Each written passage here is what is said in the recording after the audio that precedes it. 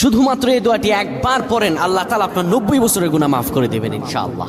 আপনার 90 বছরের গুনাহ মাফ হয়ে যাবে শুধুমাত্র এই দোয়াটি যদি একবার পড়তে পারেন। আপনার ভাগ্য খুলে যাবে, রিজিকে বরকত আসবে, মনের ন্যাক আশা পূরণ হবে, আল্লাহ আপনার সব দোয়া কবুল করে দিবেন। সুবহানাল্লাহি ওয়া বিহামদি।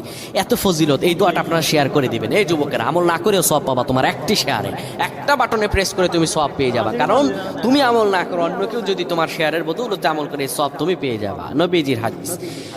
আমার ভাইয়েরা, আল্লাহর কাছে দোয়া করা, আল্লাহর কাছে দোয়া চাওয়া, এটি হলো মুমিনদের কাজ। আমার আল্লাহ বান্দাকে বলেন, বান্দারে উদউনি আস্তাজিব লাকুম, আমার কাছে চাও, আমার কাছে চাইলে আমি আল্লাহ তোমাকে দিয়ে দিব। কেউ যদি একবারে দোয়াটি পড়তে পারে, দোয়াটি হলো রব্বি ইন্নী যালামতু নাফসি ফাগফিরলি। কেউ যদি এই দোয়াটা একবার পড়তে পারে, আমার আল্লাহ তাআলা তার 90